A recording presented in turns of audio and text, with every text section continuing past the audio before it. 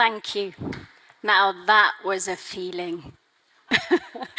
So, the first thing I'd like to say, I'm the third woman on the stage, and there is a big part of me that feels incredibly proud for my daughters, to show them what is possible when you love truthfully as a woman. And the love of a woman is so important for men. So togetherness is why I stand here. Love has to be present for anything to be felt. I would love to stand here and say that togetherness is why we are all here. Would you agree? Yep. So, the talk, God, I look good on there. Wow, filters. So, the talk very much, no hiding up here with that light. The talk is very much around the truth of being. And be careful when you ask for the truth, because it can be brutal. We say we want it, but the work involved in it is huge. There will be nowhere to hide. There will be nothing that won't come. And you will have to face it because you asked for the truth. So be prepared. What I've really wanted to do is, how many of you have seen the film The Matrix? Just raise your hands if you've seen The Matrix. Some of you have, some of you haven't. Those of you who haven't, I would recommend you watch it, very much around being. But there's a character in it, the main character, and he is called Neo. And it's Keanu Reeves. And there's a section where he is plugged in at the back of his neck. And I won't spoil it for you, but he says, I just learned Kung Fu. I'm going to teach you Kung Fu of being. By the end of this, I am going to give you a gift to every single one of you that will keep you on track in the Kung Fu of being. Guaranteed. So, yeah, thank you very much. So, with that said, there's a part that has totally and utterly escaped my head. And I thought, no, I can do this without notes. It's fine. It's absolutely fine. Wrong. Because I just looked at Dominic. I thought, if Dom can do it, I can do it. No, sorry, Dom. You're a bigger man than me. So, listening. Shit, I thought it was easy. Sorry, kids. Listening without love is empty sound. Listening from love is understanding. How did I get to stand here? Firstly, I came to London and I was sitting in the audience like you. And I was like, wow, look at all these people. I had a very tough background. I didn't have family. And then I stumbled across you guys. And I say you guys, us guys, we together. But to be loved by you in the way that you love is family. It's unbelievable. So I came to London and I got loved. And I wanted more. I wanted more and more and more, and I wanted to be that love for another person because it felt so good. I'd like you to raise your hands, and those of you who don't raise your hands, look around the room. Can you raise your hand if I have loved you in some way?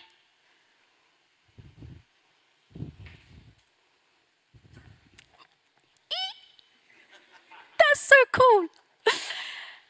I have done that from who I am being. I haven't necessarily worked with hardly any of you, but I have loved you.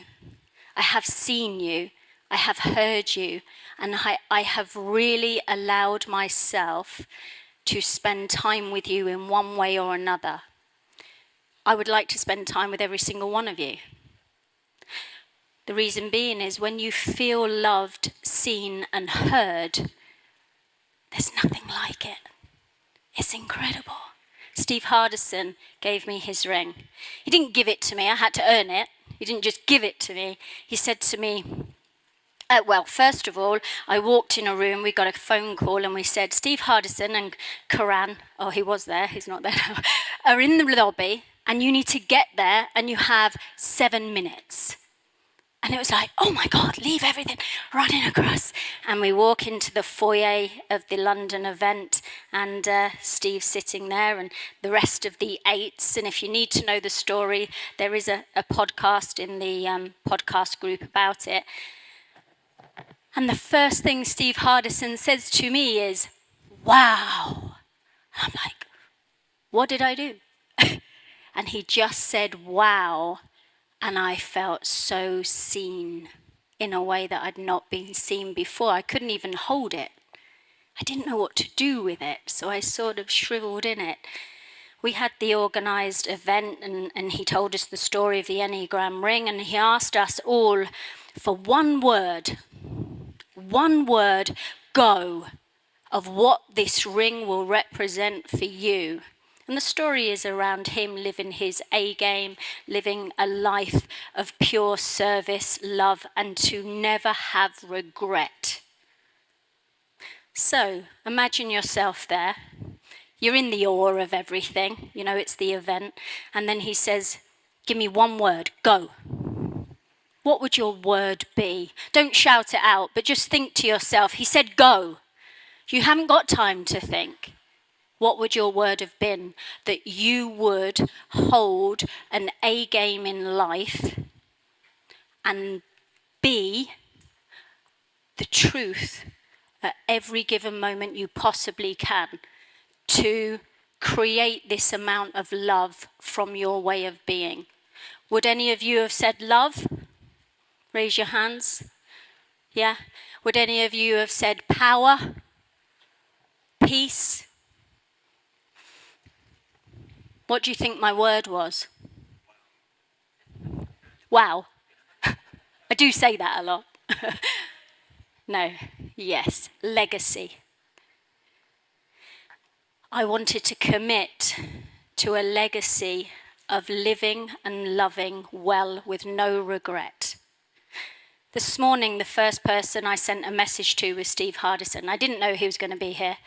But what I woke up to was an appreciation for being part of something that had me in it, fully, truthfully, who embraced me for who I am and who I am being in full potential.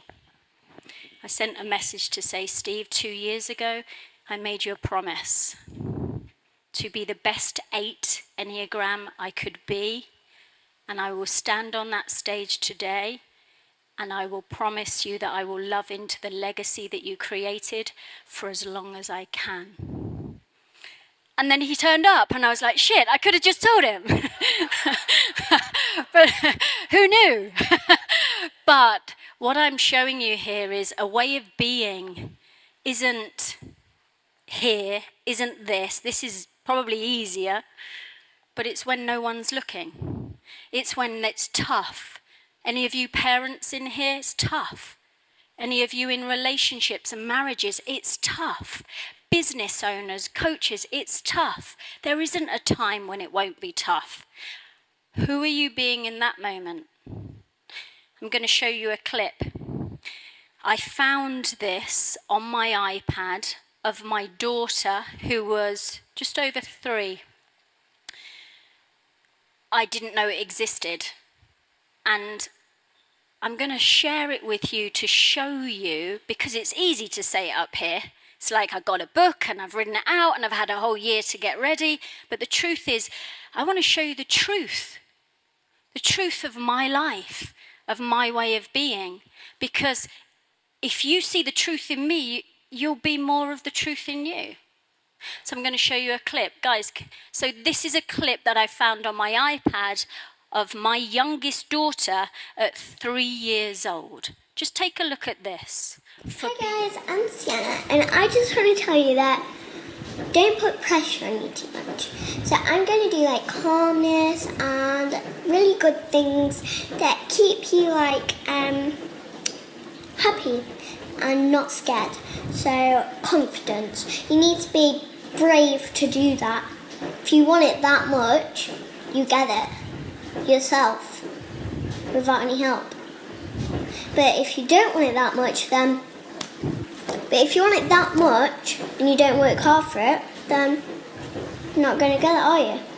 So you need to be brave and confident. If you want it that much, get it. That's two things. Okay. And I just want to say, don't let fear stop you doing the thing you love. Do not let fear stop you doing the thing that you love. Okay? Because I think that, I know that you've got it inside you. You can do it, but you're just choosing not to.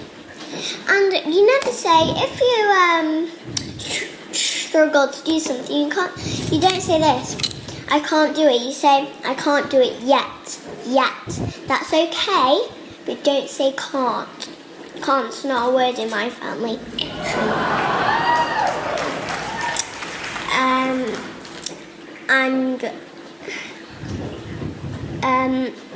And the other thing I wanted to tell you is, it doesn't matter what other people think.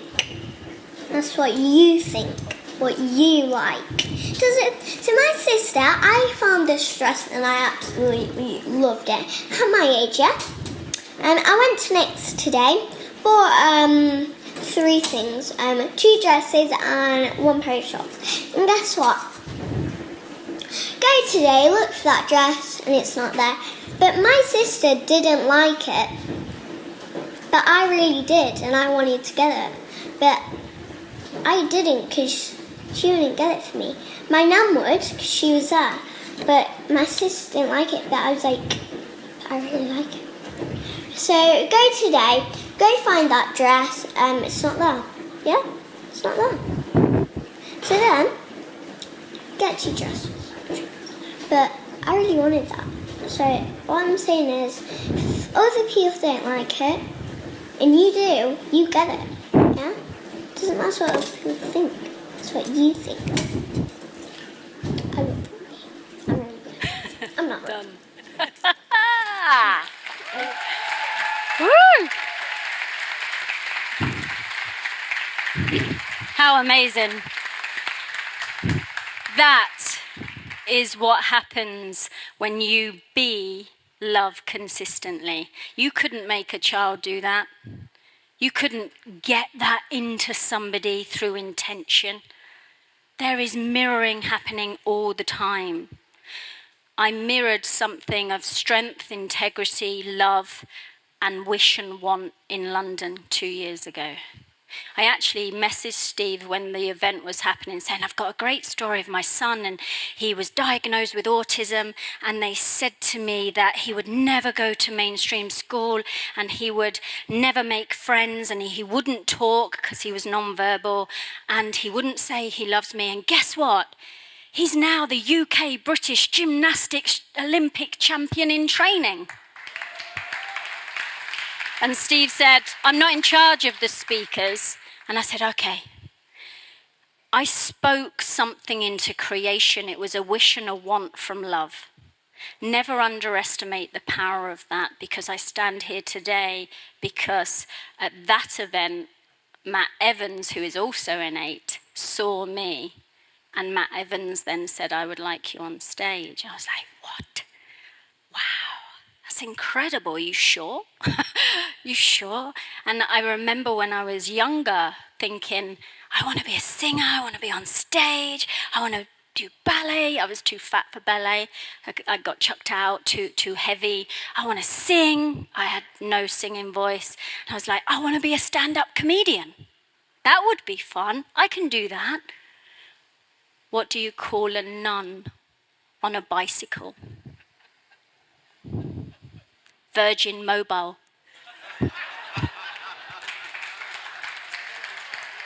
Just had to give it a go. Come on, it's a childhood dream. So, there's so many things available to us, but how brave are you going to be? So I want to give you a story which was my first talk ever. I was in NLP and I had a lot of trauma, and I thought, do I give a presentation on my alcoholic mum, self-harming, abusive dad, rape, homelessness, sad stories? I've got loads of them. No. So I gave this story, and I'm going to give it to you. And I'm hoping that you can hear this from love to give you something that will move you forwards. There was a toy store in the UK, big toy store called Toys R Us. In the States or other, just the really grand toy stores, toy shops. So I take in my non-verbal child, Ronnie, my middle son, and of course, he used to just play fanatically with cars, and he would just line them up and just do this for ages. So we went in to buy a little car. Has anybody taken a child in a toy store with the intention to get a little toy? You never get a little toy. So we're going along, and he sees the biggest Tonka truck you've ever seen. And he's, and you're like, oh my God, no. Okay, well look, keep looking, it's £50. I do not want to pay £50 for a Tonka truck. So we try and divert him. Have you ever tried to divert a child who sees a big, red, shiny 50-quid truck? It's not happening. Parents are looking. I know what's going to come next, and it gets louder, and I'm like, get the truck down. We'll take it to the till. I'll divert him when we get home. At least we'll be away from the judgment of other parents. Have you ever been that parent looking at that whinging child going, and you're like, do something. And you're like, I know. Please stop looking. So we take the truck home. The plan was, when he gets in, you get his other toys. I will put the Tonka truck back in the boot of the car. I'll take it back. Have you ever been with your partner where you have a plan and it goes to shit? That's what happened. I come in the house after taking everything from the car, and the box is ripped open and the child's halfway in the box. He's in it. I'm like, we had a plan. He's like, I know, I'm sorry. So the Tonka truck. This Tonka truck, literally, you pulled it back. Does anybody know Tonka trucks? Where you pull them back like this and it goes, it's amazing. I'm like, wow, that's really cool. This Tonka truck was put through his paces by my son.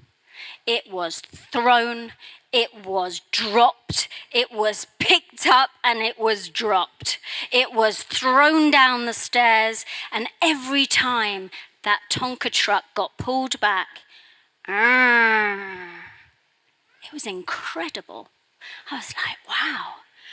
We went on holiday, and he dropped it from the balcony like behind us, and literally he took it to the next level, and it smashed down. The door fell off, a wheel fell off. We ran down because he loved it, and I thought, the Tonka truck's gone.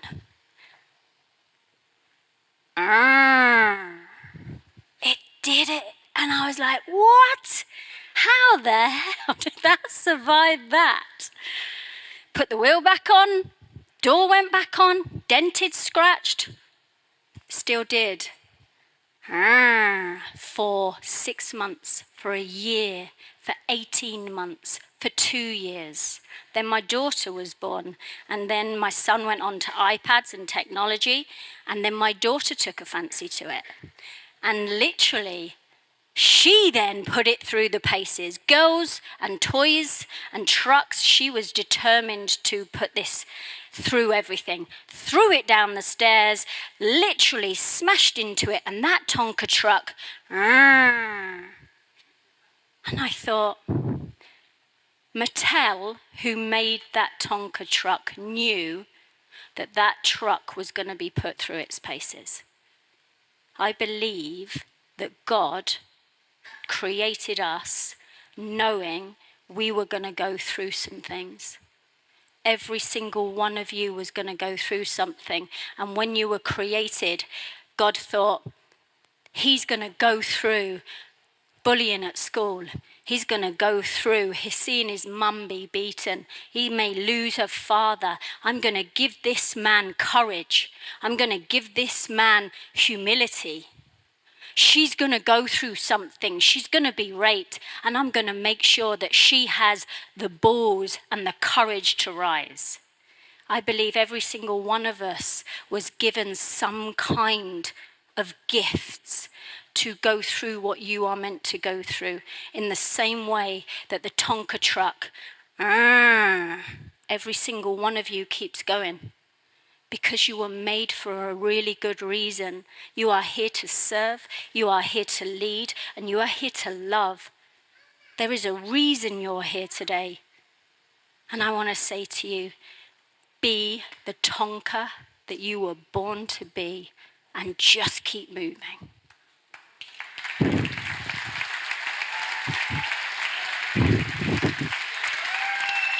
One sec.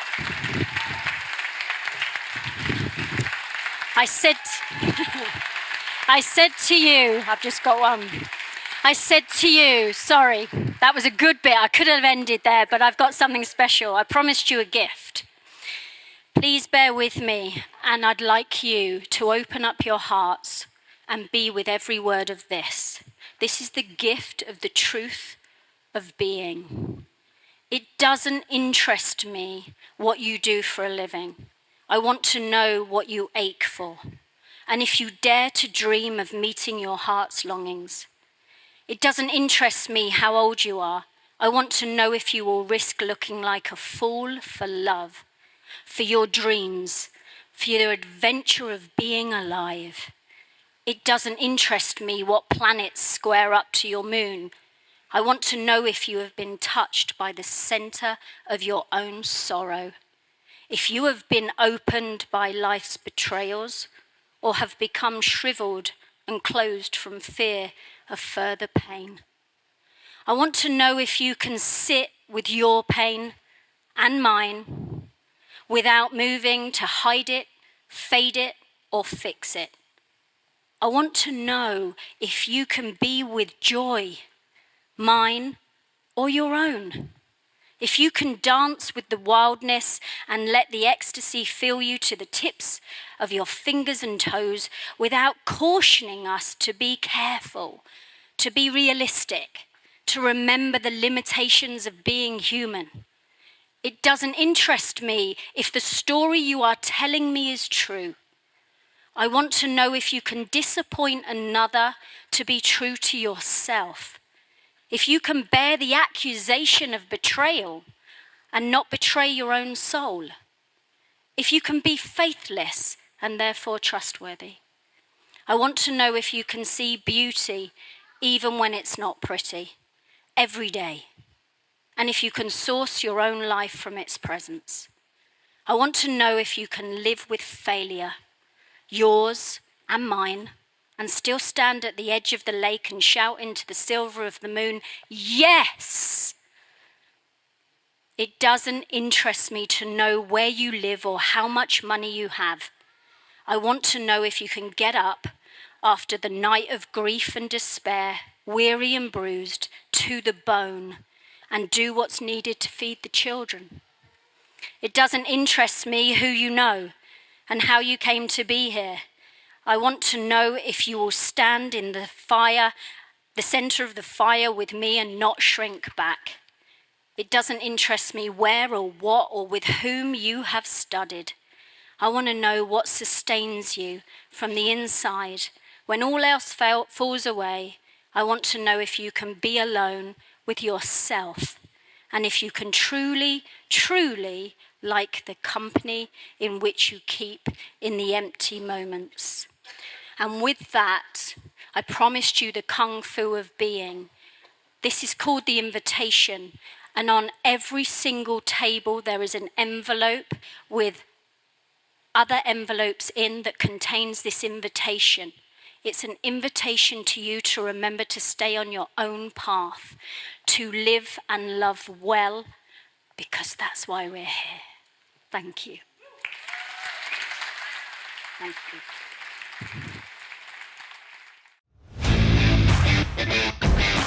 you.